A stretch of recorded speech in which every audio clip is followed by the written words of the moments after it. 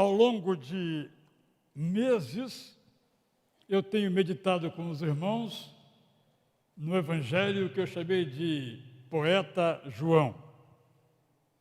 Depois da mensagem de hoje, encerrando o capítulo 10, eu farei uma pausa, tratarei durante algumas semanas sobre escatologia, uma introdução à escatologia, e voltarei então em outro momento para os outros 11 capítulos de João e chegaremos àquele momento absolutamente sublime, mavioso, extraordinário, dos capítulos 13, 14, 15, 16 e 17. Eu já tremo na responsabilidade de expor estes tão magníficos versos. Então hoje estou fazendo uma pausa depois da reflexão de hoje, que tem o seguinte título: Testemunhas do Cristo, a partir de João 10, versos 22 a 42, que eu vou ler apenas na paráfrase que eu preparei, e você pode acompanhar na sua versão predileta.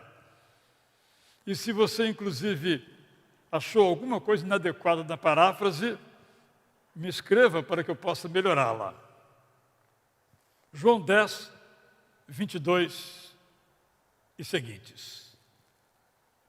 Depois dessa conversa, Jesus permaneceu em Jerusalém. Ele estava na cidade quando chegou a época da festa da restauração. Essa festa era celebrada em dezembro e conhecida como Festa das Luzes, ou Hanukkah em hebraico. Ela lembrava que no ano 164, os gregos que tinham profanado o templo foram derrotados pelos judeus, que o purificaram e consagraram de novo ao Deus eterno. Como era inverno, Jesus passeava pelo templo, tendo chegado pelo pórtico de Salomão, que era uma das entradas cobertas usadas para acesso ao templo. 25 a 30. Quando viram Jesus, os líderes religiosos o questionaram: até quando vai durar o suspense que você está fazendo? Responda agora em público, para que todos saibam. Você é o Messias? Jesus lhes respondeu: eu tenho dito que sim, por meio das obras que realizo. Elas dizem quem eu sou, mas não adianta. Vocês não creem, embora estejam vendo. Vocês não creem porque não são e não querem ser minhas ovelhas. As minhas ovelhas me ouvem e me conhecem. Eu as conheço também.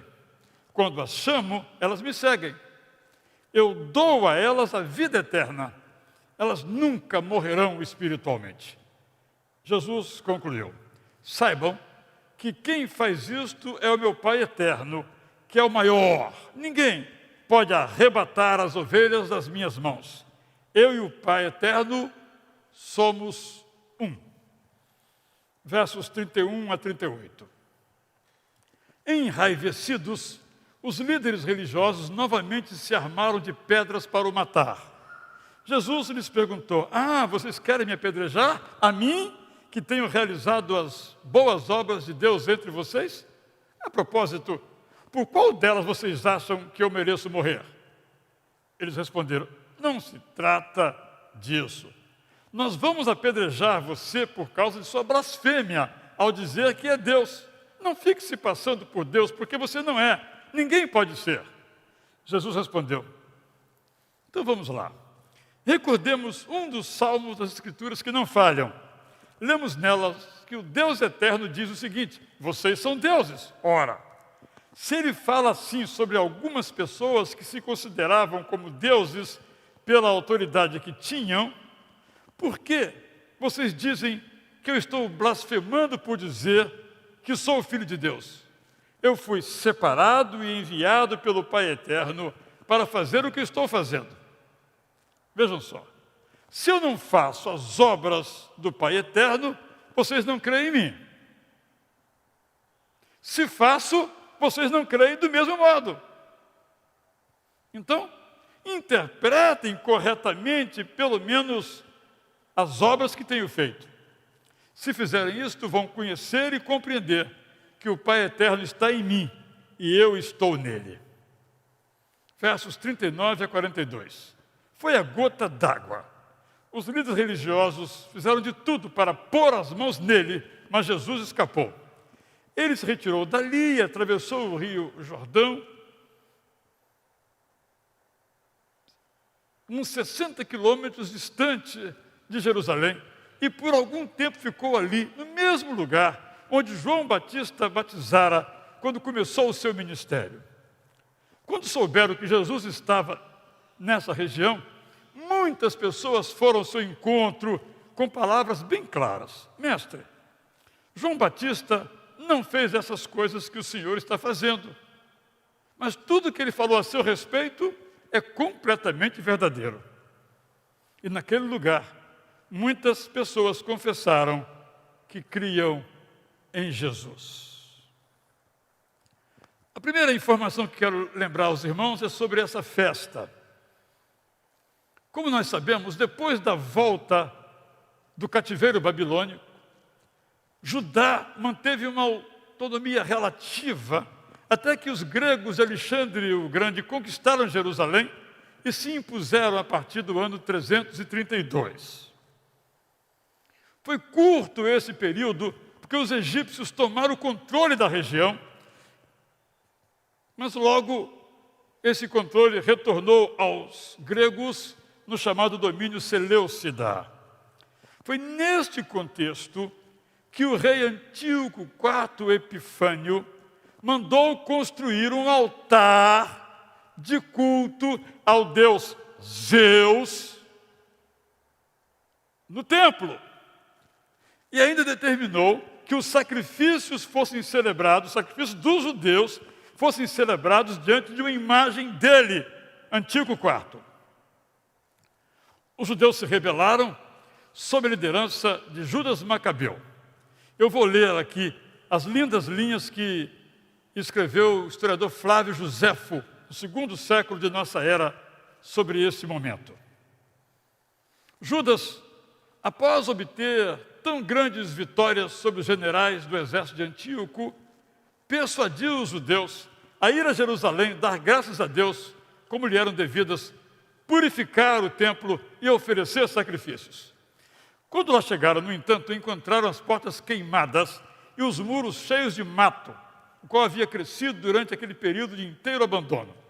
Tão grande desolação arrancou suspiros do coração e lágrimas dos olhos de Judas. E depois de ordenar que uma parte da tropa sitiasse a fortaleza, pôs mãos à obra para purificar o templo. Fez-se tudo com o máximo cuidado. Judas colocou nele um candelabro, uma mesa e um altar de ouro completamente novos. Mandou também colocar portas novas e cobriu-as com cortinas. Depois destruiu o altar dos holocaustos, porque fora profanado, e mandou fazer um novo, com pedras que não houvessem sido trabalhadas a martelo. No dia 25 do mês de Quisleu, que os macedônios chamam Apeleu, acenderam-se as luzes do candelabro, incensou-se o altar, colocaram-se os pães sobre a mesa e ofereceram-se holocaustos sobre o novo altar. Isso se deu no mesmo dia em que, 3 anos antes, o templo fora indignamente profanado por Antíoco e abandonado, no dia 25 do mês de Apeleu, no ano 145 e na Olimpíada 153. A renovação ocorreu, continua Joséfo, no mesmo dia do ano 145 e da Olimpíada 154, como o profeta Daniel havia predito 408 anos antes, dizendo claro e distintamente que o templo seria profanado pelos macedônios. Judas celebrou durante 8 dias com todo o povo, por meio de solenes sacrifícios, a festa da restauração do templo. E não houve regozijo honesto a que não se entregassem durante esse período. Eram festins e banquetes públicos.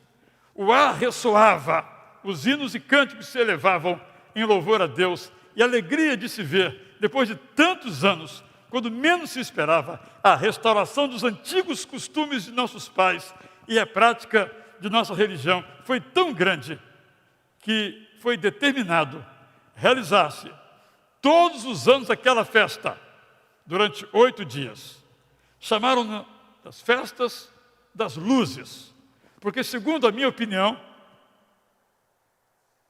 Flávio Joséfo, essa felicidade foi como uma luz agradável que dissipou as trevas de nossos longos sofrimentos, aparecendo numa ocasião em que não poderíamos sequer imaginá-la. É o parágrafo 476 da História dos Hebreus, de Flávio Joséfo. É esta festa que desde então se celebrava, da qual Jesus participou, tendo ficado em Jerusalém para essa finalidade mais alguns dias. Ele entrou pelo pórtico de Salomão, que era um acesso ao templo. A entrada, ou o pórtico, era ladeada por colunas que ficavam em 2 fileiras paralelas e eram cobertas com vigas de cedro que sustentavam a estrutura.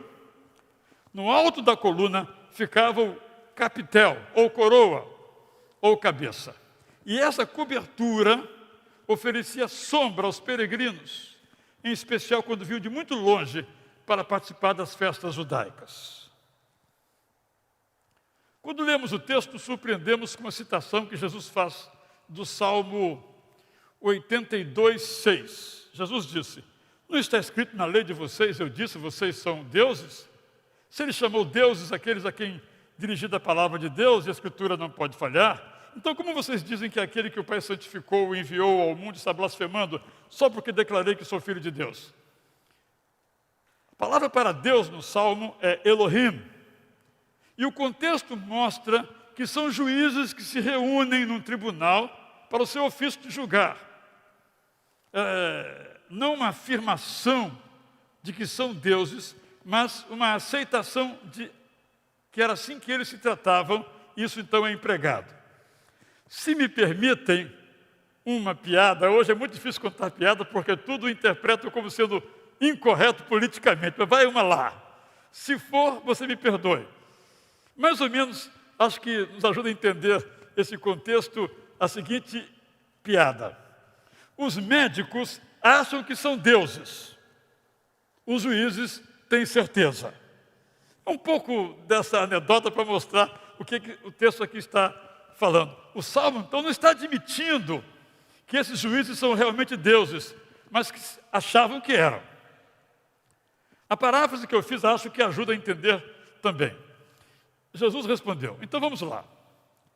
Recordemos um dos salmos das Escrituras, que não falham. Lemos nelas que o Deus eterno diz o seguinte: vocês são deuses. Ora, se ele fala assim sobre algumas pessoas que se consideravam como deuses pela autoridade que tinham, por que vocês dizem que eu estou blasfemando por dizer que sou o Filho de Deus? Feitos esses esclarecimentos, o que aprendemos para nós deste texto? Primeiro, ficamos sabendo, pela narrativa do evangelista, do poeta João, que os líderes religiosos se recusaram a aceitar que o Jesus de Nazaré era o Messias, o Cristo de Deus. O que significa que Jesus era e é o Cristo, o Messias? O Cristo chegado era o cumprimento de uma profecia e lembrava a todos que Deus está no controle da história, não nenhum ser humano. O Messias chegou. O Cristo chegado era o fim da religião do medo para a religião da esperança. O Messias chegou. O Cristo chegado era a inauguração do reino de Deus que começava a se cumprir. O Messias chegou. O Cristo chegado era a imersão de Deus na história humana de um modo nunca visto na experiência da humanidade. O Messias chegou. O Cristo chegado era a oferta da graça, numa demonstração do fracasso da lei, do esforço humano e a irrupção da graça divina em Jesus. O Messias chegou. E para nós, além disto, a chegada do Messias nos lembra, recebido como tal, como Filho de Deus, como Cristo, como o Messias, que ele não é um mestre como os outros mestres, mas era o mestre dos mestres. E, sobretudo, nos lembra que ele não era apenas humano, mas era também divino. E esta era a dificuldade, naquela época, e ainda hoje, de muitas pessoas entenderem quem de fato era, é e continuará sendo Jesus. Segunda lição que aprendemos aqui.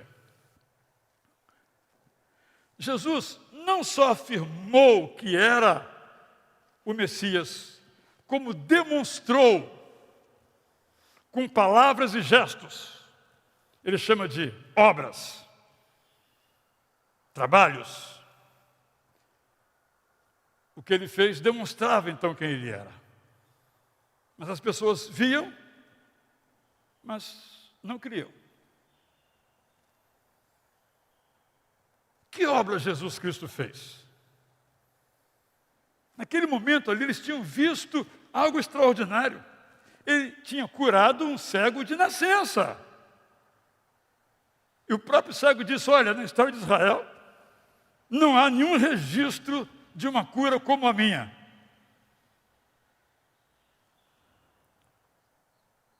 Mas eles não viram. Através dos cristãos, quando olhamos para a história, nós vemos que Cristo dignificou as vidas das crianças, das mulheres e dos escravos. Eu, inclusive, vou, quando encerrar a série que estou no culto das 19h30, começar uma outra série. O que é que o cristianismo de Jesus fez na história? Porque nós estamos naquele momento de revisão. Tudo que aconteceu no passado não tem valor. Nós é que agora descobrimos tudo. Vocês sabem como têm sido as coisas atualmente desse jeito. Então eu vou procurar mostrar e vou dizer, por exemplo, que foram os cristãos que criaram as escolas que nós temos hoje. Foram os cristãos que inventaram os hospitais como os temos hoje. Foram os cristãos que criaram os cemitérios, como nós temos hoje. Só para citar 3 exemplos, eu comecei a passar os olhos pela história e é uma sucessão de coisas. Por exemplo, só para ilustrar, porque eu vou tratar disso em alguns meses adiante, aquele espetáculo dos gladiadores em Roma. Quem acabou com eles? Os cristãos. Ao preço da morte de um deles. Mas nunca mais houve aquele espetáculo em Roma depois desse cristão. Jesus está dizendo então o seguinte: olha, eu sou quem eu sou. Eu sou quem eu digo que eu sou. Eu sou e faço o que eu digo, de onde vim e por que faço. Mas vocês não creem. Não é só naquela época. Mas aí me veio uma pergunta. Por isso chamei essa mensagem de Testemunhas do Cristo. Ele é a primeira testemunha dele mesmo. E nós somos testemunhas dele. Que obras estamos fazendo? Aquilo que nós fazemos é o testemunho que damos sobre o Cristo. Entre essas obras está a apologética, a defesa suave da fé cristã. Mas a maior obra dos cristãos, a que mais demonstra o seu testemunho sobre Cristo é a obra da misericórdia. Misericórdia e cristianismo deviam ser sinônimos arraigados profundamente na alma de todos nós. Primeiramente, portanto, ao fazer essa aplicação, eu mencionei que aqueles contemporâneos de Jesus se recusaram a aceitar o que Jesus de Nazaré era o Cristo de Deus, o que significa para todos nós que podemos crer em Jesus, porque ele não era apenas humano, mas era também completamente divino. Também mencionei que Jesus se apresentou como aquele que fazia o que disse que fazia, e as suas obras testemunhavam a seu respeito. E perguntei: que obras temos feito?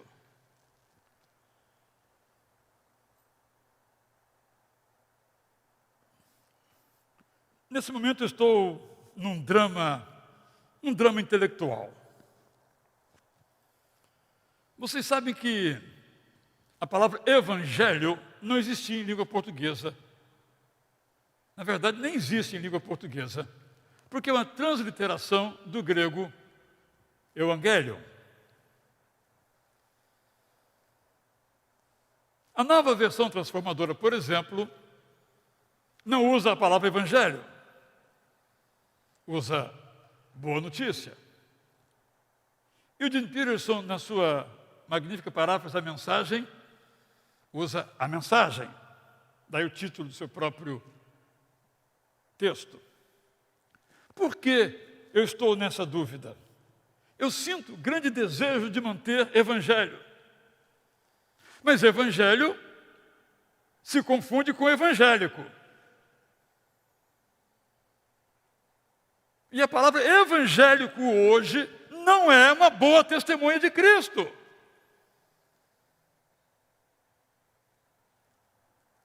É um desafio tremendo. E aí, nós lemos que os líderes religiosos desejaram apedrejar Jesus. Eu fiquei pensando, será que nós apedrejamos Jesus, ou desejamos, no caso, porque eles não conseguiram naquele momento? Mas, colocando nesses termos, eu quero sugerir aqui algumas situações em que as nossas atitudes, na verdade, tentam apedrejar Jesus. Nós apedrejamos Jesus quando consideramos como inimigo aquele ou aquela que pensa diferente de nós. Porque Jesus não fazia isso. Nós apedrejamos Jesus quando nós colocamos a lei, o sistema, seja ele político, religioso, de qualquer natureza, acima da graça de Deus. É um desafio, porque o esforço, o legalismo, ele naturalmente habita em nós. Nos leva a colocar isso acima de todas as coisas. Quando fazemos isto, apedrejamos Jesus. Apedrejamos Jesus quando deixamos de fazer o que Jesus fez. E quando vemos o resumo do que ele fez, ele anunciou o reino de Deus. Ele começou dizendo: arrependam-se e creiam na boa notícia, no Evangelho. E os resumos todos que nós lemos giram em torno desses verbos. Ele ensinava, ele pregava, ele curava. Ou seja, ele atendia às 3 áreas maiores das necessidades humanas. Quando nós, individualmente ou como igreja, não fazemos essas 3 coisas, nós apedrejamos Jesus. Mas, por outro lado, positivamente, nós elevamos Jesus, ou fazemos Jesus viver entre as pessoas, quando nós somos obedientes ao Pai, como Jesus foi obediente ao Pai. Você leu aqui que, tanto no começo do capítulo, como no 9 também, como agora, que tentaram pegar Jesus, mas ele escapou, diz o texto, porque não era chegada a sua hora. Penso que essa frase indica a sintonia entre Jesus e o Pai. A obediência dele ao Pai.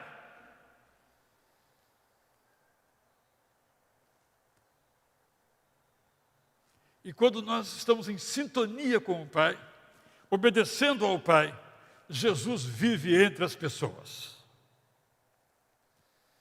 O texto diz que ele passeava pelo templo. Quando ele passeava pelo templo, o Deus eterno, seu Pai, passeava pelo templo. Quando nós passeamos, seja onde for que passeemos, com todas as limitações do tempo presente, é Deus passeando? Ou é o meu eu passeando? Nós fazemos Jesus viver quando a nossa apologética, a nossa defesa da fé cristã é suave, sem violência, sem grito. Quando respondemos à violência com a mesma medida, ao grito da mesma proporção, nós não fazemos Jesus viver. Não somos nós quem convencemos. A nossa tarefa é apresentar a mensagem. Mas quem convence? Nós sabemos disso. É o Espírito Santo. Nós fazemos Jesus viver entre as pessoas quando os nossos corações são, em linha com o que eu já disse, compassivos, como era compassivo o coração de Jesus. Qual foi o problema aqui nessa história? Foi ele ter curado no começo do capítulo o cego? Não. Quem é contra curar o cego? Mas foi feito no sábado. E olha como essa coisa é viva. Eu li essa manhã no Jerusalém Post, o principal jornal de Israel, um grupo religioso fez uma dura crítica ao ex-ministro, agora ex-ministro Netanyahu, porque ele postou na sua rede social uma saudação a uma medalhista olímpica de Israel. Alguém é contra isso? Mas ele fez essa saudação no sábado. No sábado não pode. Veja como o antigo e o presente estão aí coladinhos. Curar a pessoa, ou no caso cumprimentar o medalhista, isso não é importante. O importante é o sábado. A compaixão não é importante. Seguir as regras é importante, por exemplo. Então nós fazemos Jesus viver entre as pessoas quando os nossos corações são compassivos, como era compassivo e é compassivo o coração de Jesus. Eu quero repetir essas 3 afirmativas positivas como um convite a mim. Eu sou o primeiro ouvinte da mensagem e os irmãos e irmãs os segundos ouvintes. Façamos Jesus viver entre as pessoas, obedecendo ao Pai eterno, como Jesus obedecia. A quem é que eu sigo? A quem é que eu obedeço? Eu tenho que ir do canto, da teoria, à realização, à prática. Quem é que realmente eu sigo? Quem me pastoreia? Quem me mentoreia? Não é resposta fácil, mas é uma pergunta necessária e uma resposta urgente. Nós façamos Jesus viver entre as pessoas, nosso mundo, nosso cotidiano.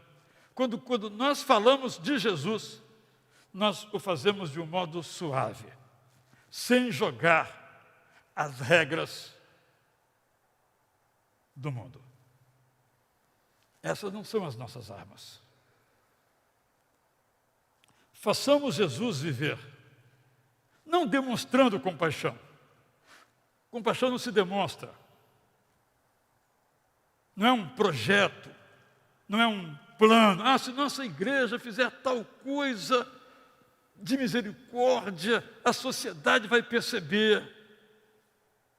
Aí é marketing, não é compaixão, é uma estratégia.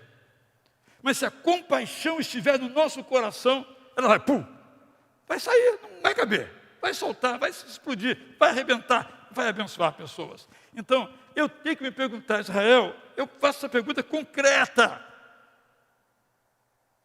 Eu sou compassivo? Eu lhe pergunto, você é compassivo como Jesus? Interessante que, quando Jesus curou no sábado, ele sabia que isso ia trazer problema para ele. Bom, ele está cego, ele precisa, eu posso curá-lo, mas hoje é sábado. Não vou fazer isso, vai dar problema. Compaixão dá problema. Por isso, às vezes, é tão difícil para nós. Mas foi assim que Jesus Cristo fez. É assim que Jesus Cristo faz. É assim que nós devemos viver. Que essa história, que eu devo ler muitas vezes, você deve ler muitas vezes também, nos ajude, nos habilite, convide, capacite para viver como Jesus viveu. Porque se nós fizermos isto, Jesus vai passear, não só pelo pórtico de Salomão, pelo templo, mas vai passear. Onde nós estivermos, as pessoas verão Jesus ali. Essa é a minha missão. Esta é a sua missão. Deus nos ajude. Vamos cantar, então vamos ficar em pé e vamos cantar o amor de Deus, que é para sempre. Nosso coração exulta. E se o mundo conhecer a Jesus, vai se encher da alegria de Jesus. Alegria que primeiro começa aqui, em tudo aquilo que nós fazemos. Vocês viram uma recente medalhista que tinha em seu uniforme um SDG. Soli Deo Glória. Glória somente a Deus. É um estilo de viver. Eu digo isso, meus irmãos, porque estava vendo uma entrevista de uma pessoa que está galgando um lugar interessante numa grande rede de TV, e ele diz: obrigado pelas palavras, obrigado pelas energias positivas. Hoje é muito comum as pessoas, ao pedirem algo por quem está enfermo, faça suas orações e as suas energias positivas. Mas às vezes eu ouço crentes falando: obrigado por suas energias positivas. Isso não existe. O que existe é a bênção de Deus. Por isso tem que ficar muito claro para nós, porque o grito do lugar em que vivemos acaba se convertendo no nosso canto, mas o nosso canto é este. O mundo precisa, através do nosso canto, palavras, gestos e ações, como Jesus fez, conhecer a alegria que há. Só glória a Deus. Em todo aquele que ama a Jesus, que o segue como Senhor da sua vida. Cantemos então.